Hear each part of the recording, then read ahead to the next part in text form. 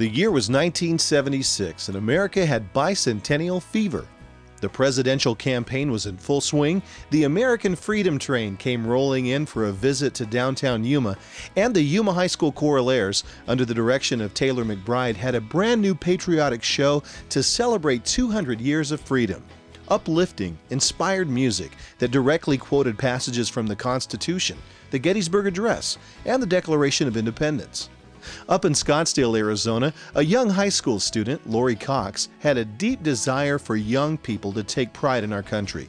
She organized State Patriotism Week to promote civic values among students. She invited the Choralairs to come and perform their exciting show.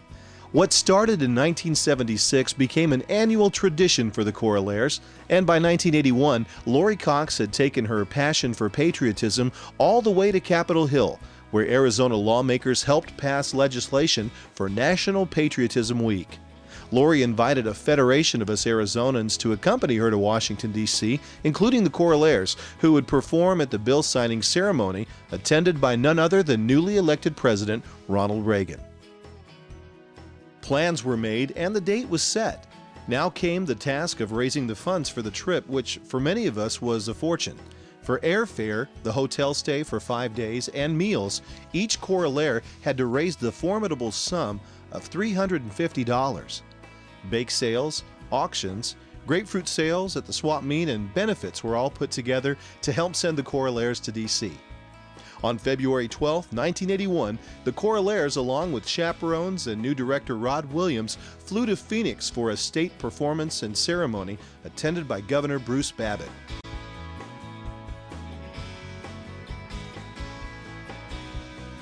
Upon arriving in Washington, we made our way to our hotel in Arlington, Virginia, and began sightseeing tours all over the Capitol. We also had performances at the Pentagon and Mount Vernon.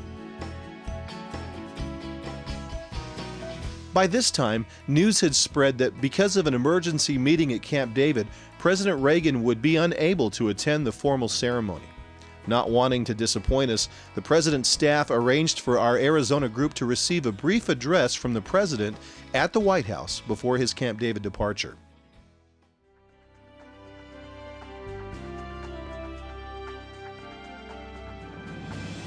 Pulling up to the White House and surrounded by Secret Service, the Choralairs were escorted to the Rose Garden, where they were joined by Arizona's elected officials, Congressman John Rhodes, Eldon Rudd, Bob Stump, and Mo Udall. Also attending were Senators Dennis D. Concini and Barry Goldwater.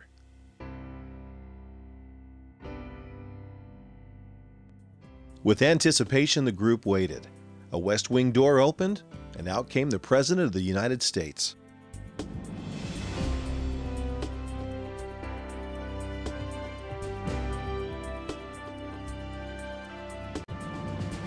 His comments were brief and to the point. Charismatic and optimistic, President Ronald Reagan spoke of patriotism and the ideals of a new birth of freedom in our nation. It was a surreal moment to be in the presence of national leaders like the ones assembled there that day. Then, almost as quickly as he came in, President Reagan exited. We were left to converse among ourselves and with some of our representatives. At the time, we were impressed by the presence of the Secret Service, men you aren't usually supposed to see.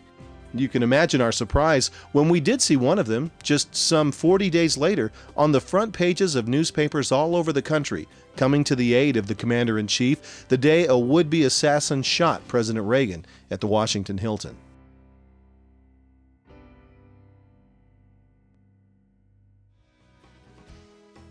I come from a family of 7 kids, all proud to be called criminals from Yuma High School. When I made the Choralairs, it was a proud moment for me and my family. But being able to travel to Washington, D.C. and experience what we experienced that week, well, I don't think any of us could fully appreciate the privilege that we were given. Many years have passed since then, but to us students from Yuma High School, we'll never forget the day that we stood on the White House lawn with the President of the United States.